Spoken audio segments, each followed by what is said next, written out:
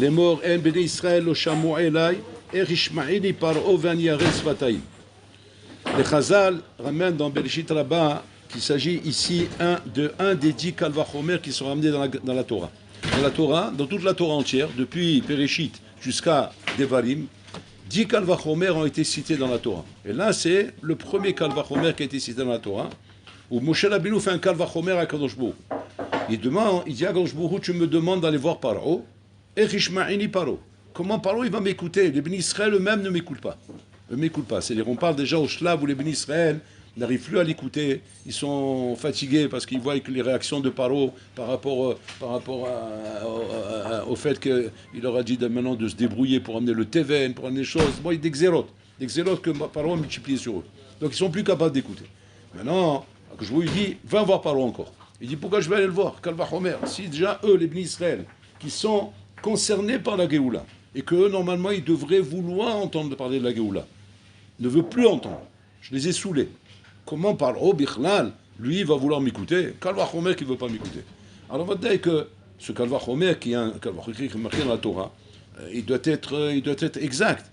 Simplement, quand on essaie de le comprendre, on se rend compte qu'il ne commence même pas ce Kalvachomer. Il ne commence même pas. Il ne comprend pas le Kalvachomer qu'il a fait Moshe Rabbeinu. Alors ça ne ressemble pas. Les Bnei Israël, pourquoi ils n'écoutent pas? C'est marqué pourquoi ils n'écoutent pas. Mais Kotser Loar vers Vodakasha. Parce qu'ils sont écrasés par l'esclavage. C'est quand un bonhomme, tu le prends comme ça, comment dire, il a la tête dans l'usine, dans le charbon.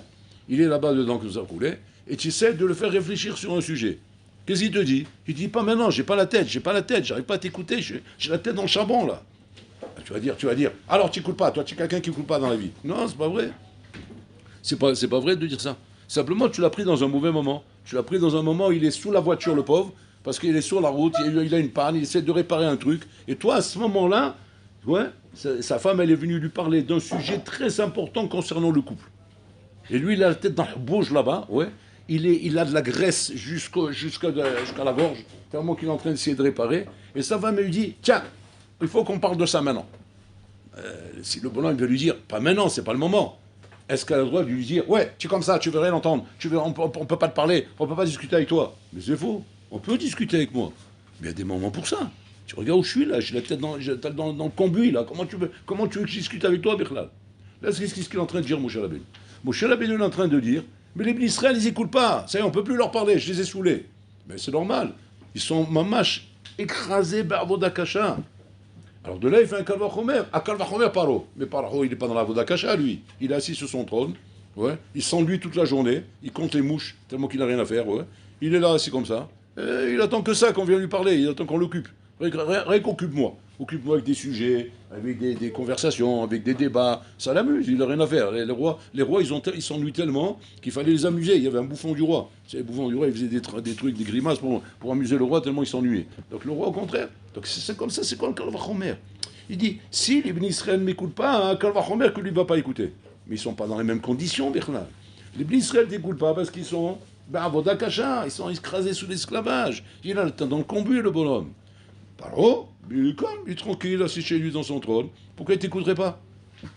Donc comment comprendre ce Kalvachomer? Et pourtant, les Chachamim nous ramènent que c'est un des Kalvachomer de la Torah. C'est-à-dire que ce Kalvachomer, il est incassable. C'est un Kalvachomer, on peut vite les casser. Celui-là, il est incassable, il est trop puissant. Comment on le comprend, Bichlal, ce Kalvachomer? On ne le comprend même pas, nous, Bichlal. Alors regardez bien. Il y a une maladie dans la vie d'un juif qui s'appelle Kotser Ruach vers Vodakasha. C'est une maladie qui s'attrape. C'est-à-dire comme on attrape le corona, on attrape la grippe, on comme ça, on peut attraper Kotser Ruach vers Vodakasha. Pas comme nous on a compris. Nous on a compris quand on lisait la paracha que Kotser Ruach vers Vodakasha, c'est un truc qui est très précis là-bas en Égypte, parce qu'ils étaient en Égypte, donc là-bas il y avait Kotser Ruach vers Vodakasha. Mais pas de dire que c'est quelque chose qui existe à travers tous les temps, toutes les époques. Même aujourd'hui où il n'y a plus d'esclavage, il y a Kotser Ruach vers Vodakasha. Et ça c'est une maladie qui s'attrape, Shalom. Et qu'un bonhomme, Kaviachol, lorsqu'il attrape cette maladie, il est dans l'incapacité bichlal de faire cheshbon hanefesh. C'est fini. Chez lui, c'est impossible. C'est pas qu'il veut pas. C'est impossible de faire cheshbon hanefesh. C'est-à-dire tu vas pour lui faire du moussar, des mégatonnes de moussar, où tu vas lui prouver combien le cheshbon hanefesh est quelque chose qui est du domaine de pikuar nefesh. Et que sans ça, tu tournes en rond dans ta vie. Et le bonhomme, il va dire, tu as raison, je comprends. il ne pourra pas le faire. Mais pourquoi il ne peut pas le faire? Parce qu'il a atteint de la maladie qu'on appelle Kotser Ruach Ve'avodat Kasha.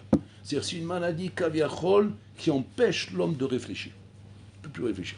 C'est-à-dire qu'il a une tête, il ne peut pas s'en servir. C'est comme si que le bonhomme, tu le vois du matin au soir, ouais, il fait des milkshakes à la main, avec la fourchette. On lui dit, mais utilise le mixeur. Il dit, non, il se bloque, il est bloqué comme ça, je ne sais pas ce qu'il a, ouais.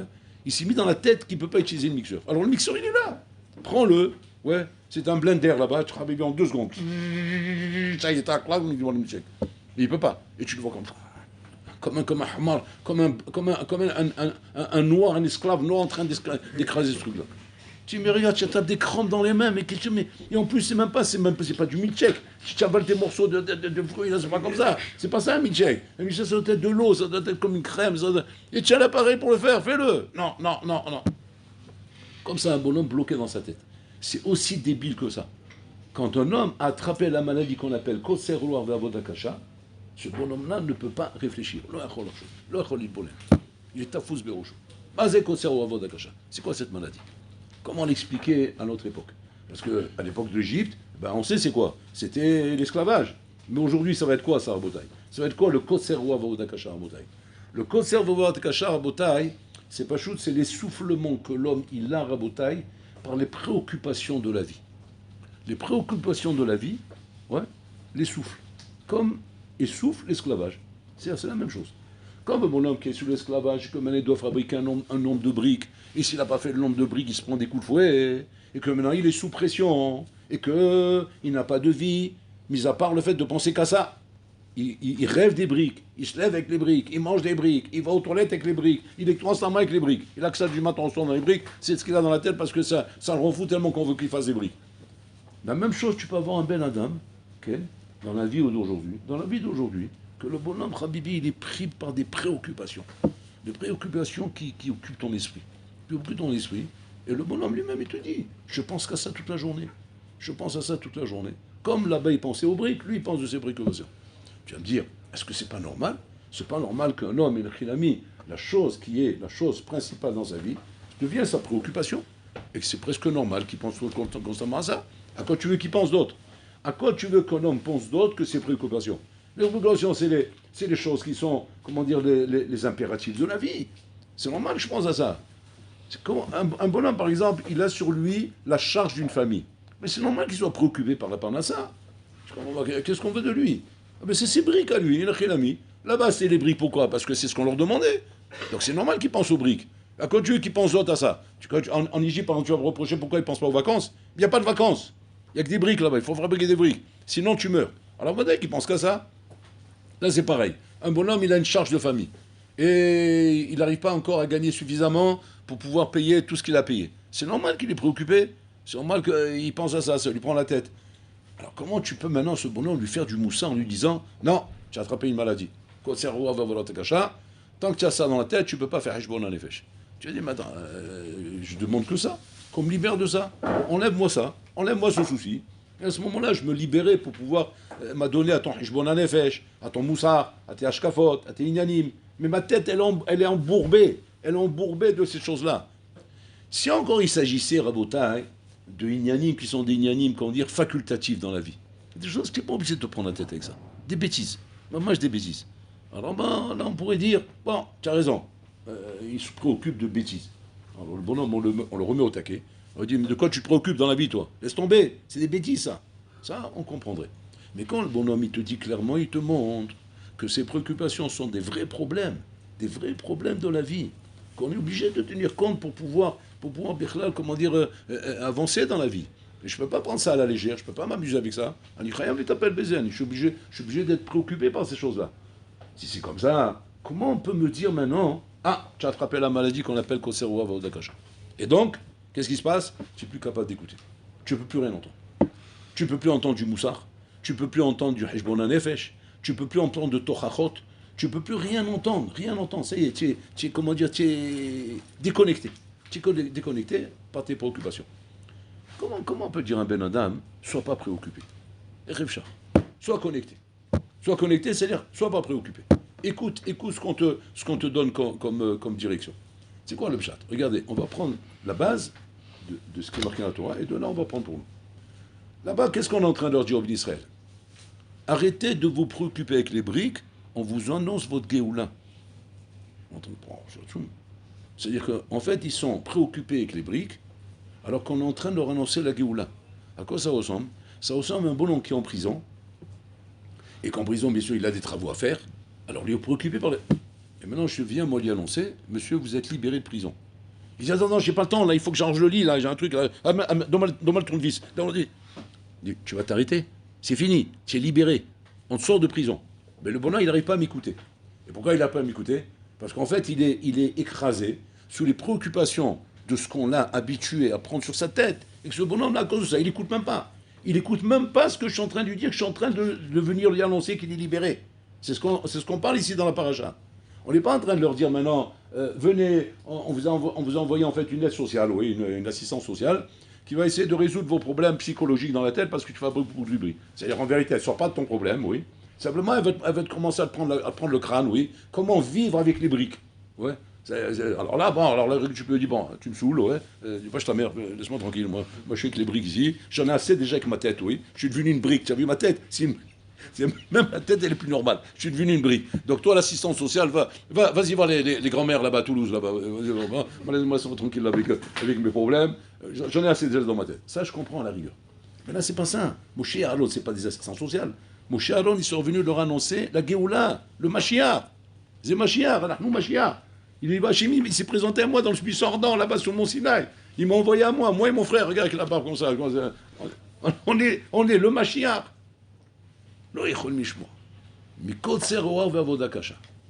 Et là, de là, vous allez comprendre le problème qu'il y a. Quand je viens prendre un Ben Adam, et je viens maintenant essayer de lui faire comprendre, ouais, que ses préoccupations l'empêchent d'écouter sa Géoula. La Géoula, c'est la porte de sortie que je lui donne. Je suis en train de lui expliquer comment il peut sortir de son trou, du trou dans lequel il est. Mais le bonhomme, qu'est-ce qui fait qu'il ne peut pas écouter? Pas parce qu'il ne croit pas à ce que je suis en train de lui dire. Il n'écoute même pas ce que je lui dis, Birlal. Il n'arrive pas à écouter ce que je lui dis. Pourquoi? Parce qu'il est préoccupé. Et c'est comme ça que le Yitzhara, il travaille en bataille. L'âme favorite du Yitzhara, c'est quoi, Rabotai? C'est créer chez toi, à travers les choses qui sont les choses qui vont devenir ta préoccupation, créer le blocage qui va faire que demain, ce bonhomme, je ne peux plus lui parler. Alors chez un, ça va être la ta'ava. Chez l'autre, ça va être les filles. Chez l'autre, ça va être la drogue. Chez l'autre, c'est les joints. Chez l'autre, c'est les vacances. Chez l'autre, c'est les factures. Chez l'autre, c'est les voisins. Chez l'autre, c'est les voyous en bas. Chez l'autre, c'est Mohamed dans le métro. Chez l'autre, c'est mon patron. Chacun son sipour. Chacun son sipour. Mais le tzad hachavé chez Bahem, parce que c'est l'orisé qui est risé, chacun est différent, bien le tzad hachavé. C'est le même de notre commun. C'est quoi le tzad hachavé chez Bahem, Rabotai? Que ça accorde, c'est kotser ou vers voda kasha. C'est une préoccupation. Cette préoccupation, normalement, tu dois comprendre que quoi? Que quoi, maintenant, moi, je viens te présenter un projet qui va te sortir de ton problème, quel qu'il soit. À ce moment-là, bataille que tu dois, normalement, te mettre à écouter, être mis de bonnet, l'archov, la guide, c'est-à-dire, j'ai un problème, mais il me donne la solution à mon problème. Pourquoi je ne veux pas l'écouter?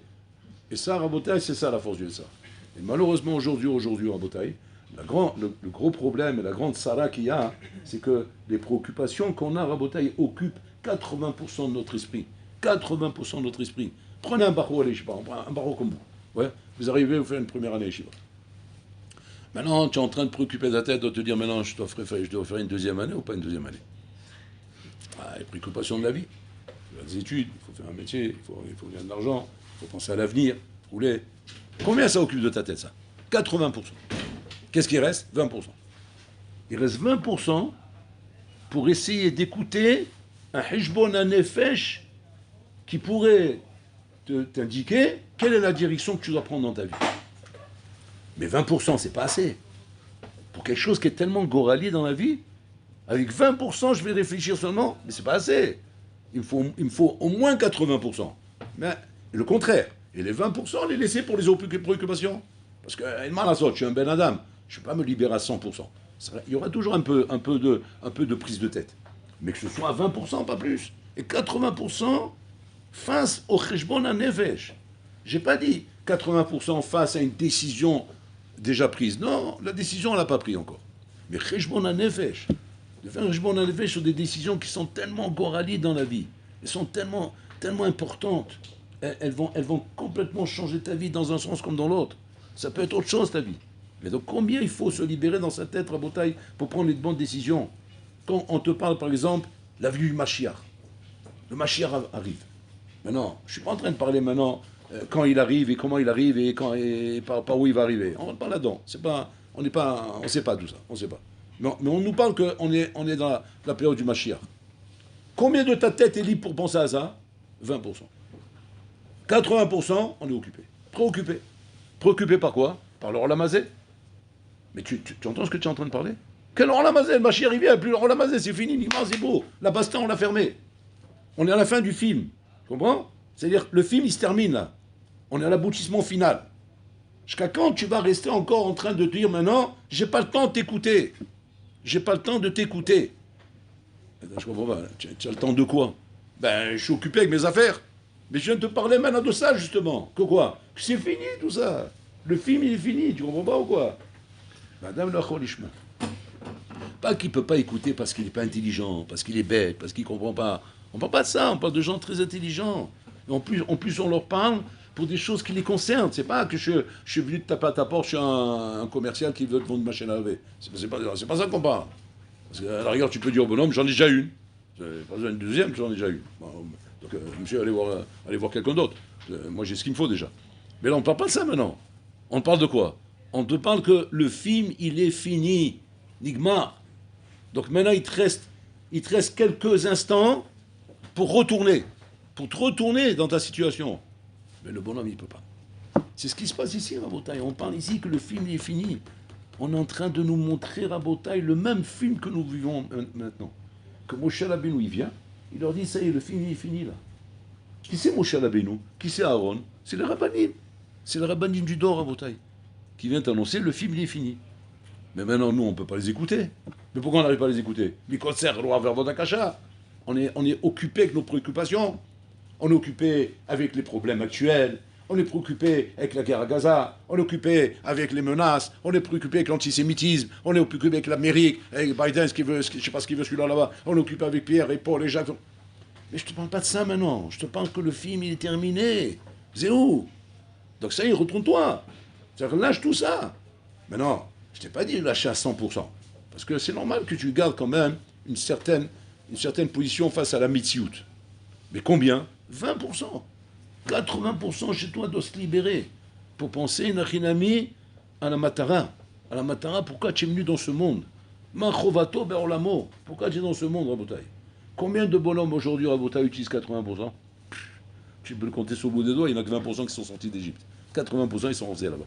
Tu vois, donc en fait, le pourcentage, il est respecté. C'est-à-dire que 80% sont restés là-bas parce qu'il n'y a que 20% qui réfléchissaient à Rabotaï. Et que 80% qui ne réfléchissaient pas. 80% sont restés en Égypte. 20% sont sortis. Et ces 80%, c'était tellement Chilou Lachem qui reste en Égypte. Bon, alors là, qu'est-ce qu'il a fait? Il les a fait mourir pendant les 3 jours de Shkocher. On ne voyait plus rien. Ouais. Où tout était paralysé. Mais paralysé, genre physiquement. Hein. C'est-à-dire celui qui sautait à la corde, il restait en l'air pendant 3 jours comme ça. Donc ça, 3 jours comme ça. Il ne peut pas bouger, il a des crampes. Il ne sait plus quoi faire avec lui-même. Et pour lui, il parlait. L'autre, il est en train de manger. Il reste comme ça. Là. Il boit un verre d'eau. Même l'eau ne descend pas. C'est au milieu, là, comme ça. Il ne peut pas bouger. Tout est paralysé, tout était bloqué. Et qu'est-ce qu'il a fait, Hachem? 80%, il les a fait disparaître, enterrés. C'est fini. Le recherche s'est terminé. On se retrouve en Égypte avec 20% de bonhommes. Où ils sont passés sous cela? Disparus. C'est pas où ils sont passés. Pourquoi? Il va Hilou Lachem parce que c'est pas ça se fait pas que les bénis Israël vont s'otiger, 80% ils vont rester là-bas, c'est Hilou Lachem. 80% aujourd'hui aussi, Rabotaï, sont déconnectés de la Metsiout. Déconnectés de la Metsiout. Ils ne se rendent même pas compte de quoi on parle. Ils ne se rendent même pas compte, Rabotaï, qu'il y a un Hémet ici qui est un Hémet incontournable, qui s'impose à toi. Le Hémet d'Akadosh Baruch Hu, c'est un Hémet qui s'impose à toi. Et qu'à un moment donné, tu te dis, attends, il faut que je me retourne, c'est pas possible. Je ne peux pas rester comme ça, insensible à ça. Jusqu'à quand je vais rester un metumtam, comme un tam-tam, metumtam? Jusqu'à quand? Jusqu'à quand je vais rester, bon, ça va. C'est quoi ça va? Ça, dis-le pour tes affaires, ça va. Pour les briques, dis ça. Ça va. Mais dis pas ça pour ça. Parce que là-bas, c'est Rolama Sheker. Là, c'est Rolama Emet. Là, c'est Olam Hamet, tu peux pas jouer avec ça, Barmena. Et ça, Abotai, il faut. Alors maintenant, on va essayer de comprendre le Kalvachomer. Moshe Rabbeinu dit, les Bnei Israël ne peuvent pas m'écouter, mais Koser Roar Vavoda Kasha. Comme on a bien expliqué maintenant, que quoi? Ils sont préoccupés avec les briques. On n'arrive pas à leur parler, il a la tête dans le cambouis là-bas, il est pris dans le pneu là-bas, on peut rien faire avec lui. Ok. Alors bon, il n'écoute pas. Maintenant, il fait Kalvachomer, Paro. Mais Paro, il n'a pas ça lui. Lui, il est assis sur son trône, il écoute, il n'y a pas de problème. Regarde, c'est quoi le Koser Roar Vavoda Kasha de Paro. Parce que lui, il a un Koser Roar Vavoda Kasha encore pire qu'eux. Encore pire.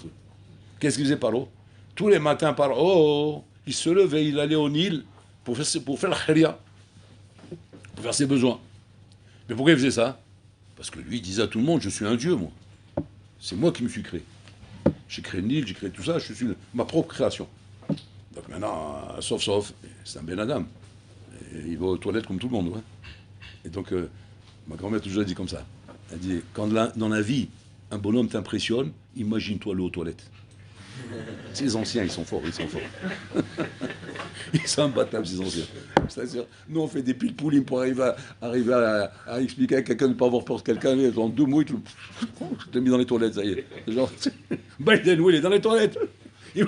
Imagine-le là-bas, tu vas d'un coup, tu te calmes. D'un coup, tu le vois comme un bonhomme comme toi. Oh Dieu, je te tutoie, hein. Un Biden, dis-moi, c'est quoi ton prénom d'abord? Biden. Biden, c'est anonyme. Viens, je te parle de ton prénom. Pourquoi il ne fait plus? Parce que j'imagine dans les toilettes, Rabibi. Il allait aux toilettes. Il allait dans le Nil, il se cachait. Il se cachait là-bas. Quand je vous il a dit, va le voir là-bas au Nil. Ils sont arrivés un jour, Moshe et Aaron.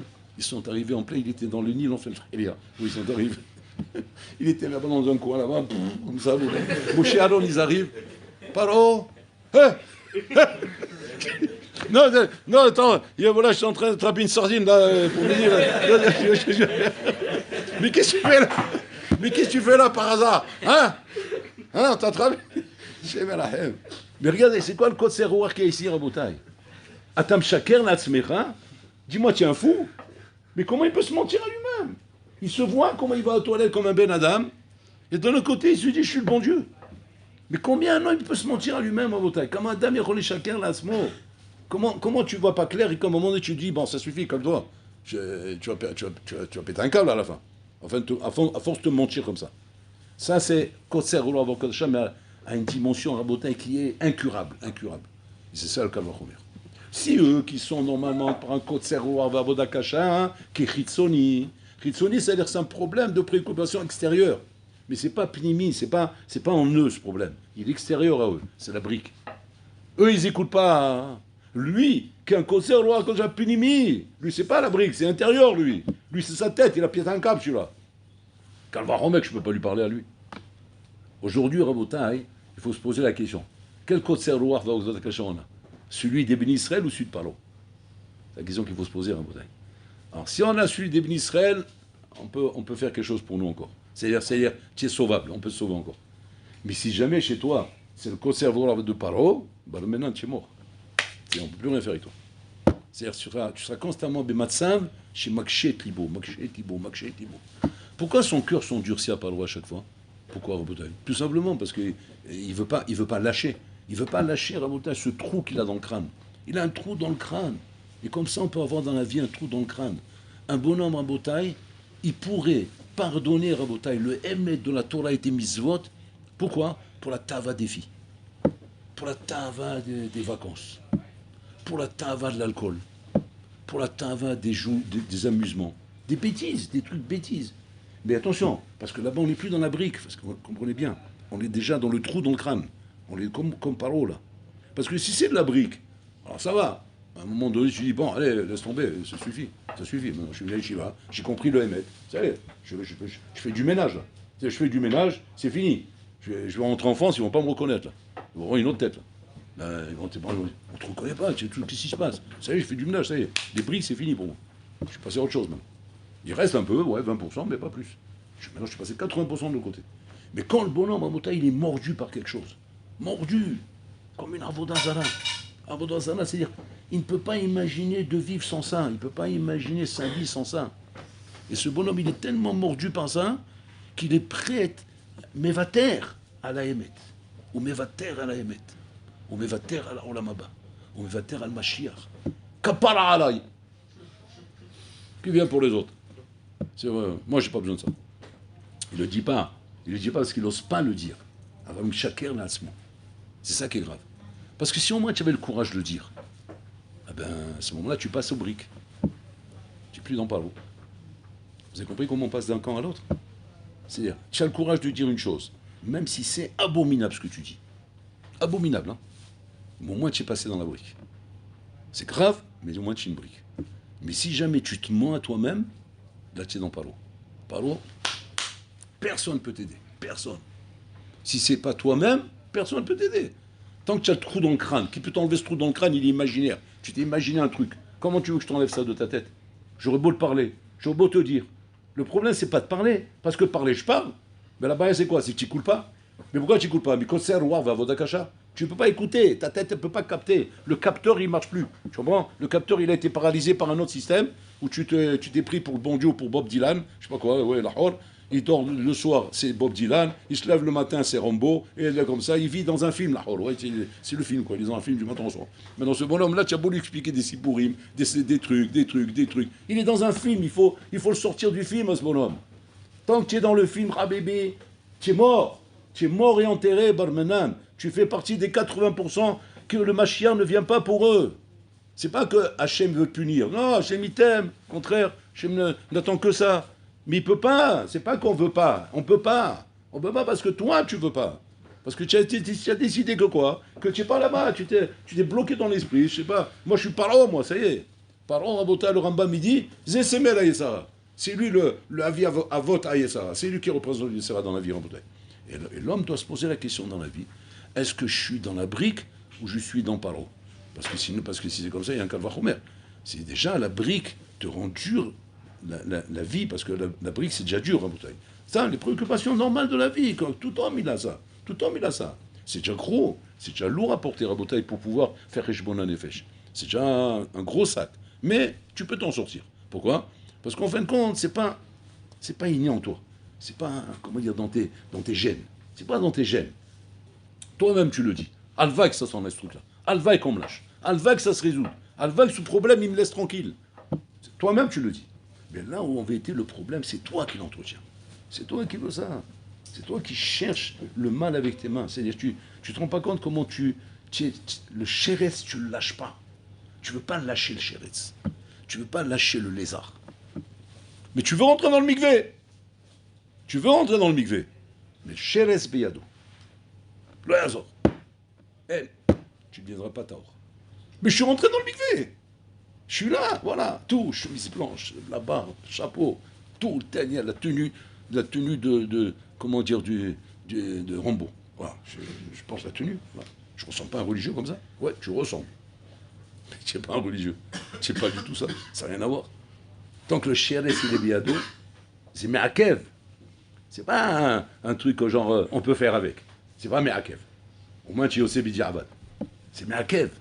Mais c'est me'akev surtout. Je ne veux pas dire maintenant, non, mais il y a quand même une bonne partie chez moi, une mauvaise partie. Il y a, bon, comme tout le monde, on n'est pas des saligamours.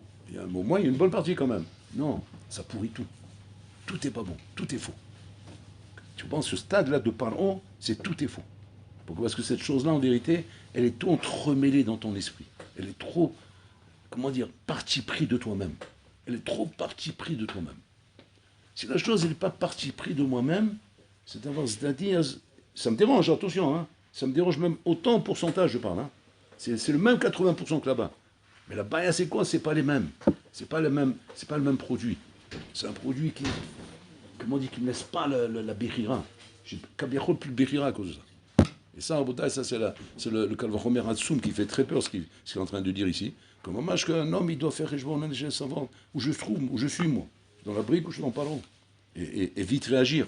Parce que, comment dire, le temps il presse à Botaï. On n'est plus à une époque où on peut dire on a le temps encore. La vie fera. La vie elle fait des choses. C'est vrai que la vie elle résout des choses des fois par elle-même. Et que le temps fait les choses des fois. Mais ça c'est bien quand on a le temps à Botaï. Et quand on n'a plus le temps à Botaï, tu peux plus dire la vie fait les choses, la vie fera, etc. C'est comme la sortie d'Égypte à Botaï. Moshe Rabbeinu ils sont arrivés, ça y est, la Géoula est arrivée. Celui qui veut sortir, il sort. Celui qui veut rester, il reste. Digma Asipo. On fait tchouva avant la venue du Mashiach. Celui qui n'a pas fait tchouva avant la venue du Mashiach, il est mort. Mort et enterré. Il faut faire tchouva avant qu'il vienne. Et après, on rentre dans le processus du Rambam. Après que tu as fait tchouva avant la venue du Mashiach, après tu peux monter l'échelle. Tu as fait tchouva, maintenant tu es en bas de l'échelle, pendant 40 ans tu peux monter toute l'échelle et arriver en haut de l'échelle. C'est un cadeau inimaginable. Mais pour ça, il faut monter dans le bus. Ben ouais. Tu comprends? Le bus, après, il t'amène. Où il faut t'amener, même si tu es très loin de l'adresse. Mais le bus, il t'amène. Mais il faut monter dans le bus. Il ne faut pas rester en bas. Parce que si tu restes en bas et le Mashiach, il arrive, ben, tu restes en bas. Tu n'es pas monté dans l'avion. Donc le voyage, il n'est pas possible pour toi. Parce que le voyage, il va décoller bientôt. Là, on est en train d'appeler les passagers, là. Les passagers en direction de la Géoula sont priés de monter dans l'avion. Là, il est au duty free, là. Attends 2 minutes. Oh, Jules. Ça y est, il m'a saoulé, celui-là, l'avion. C'est l'avion. Mais il y en aura un autre. Non, il n'y en a pas d'autre, c'est le seul. Ça, c'est pas les avions classiques. Il y en a un, il n'y en a pas deux. Donc, ou tu le prends, ou tu restes ici. Aujourd'hui, à Botaï, le chikoul, c'est plus le même. Hein. C'est un chikoul qui est Gorali aujourd'hui. Gorali. C'est où je vais tchouva, et quand? Maintenant. Demain? Non, maintenant. Il me l'a archav et mataï. Si c'est pas maintenant, tu es mort. Mais c'est pas de la pression, Rabotaï, c'est pas du stress. C'est une mitziout, comme ça s'est passé en Égypte. En Égypte, ils avaient le même stress, ils devenaient fous. Moshe Aaron, il vient comme ça, ils se mettent devant eux, il leur dit c'est maintenant. Maintenant, celui qui veut sortir, il sort. Celui qui veut rester, il reste. Et comme ça, 80% ils sont restés, Rabotaï. 80% ne sont pas montés dans l'avion. Vous vous rendez compte un peu? Les places, elles étaient là, tout, il y avait tout pour s'asseoir. On pouvait remplir l'avion. 20%. Un avion vide.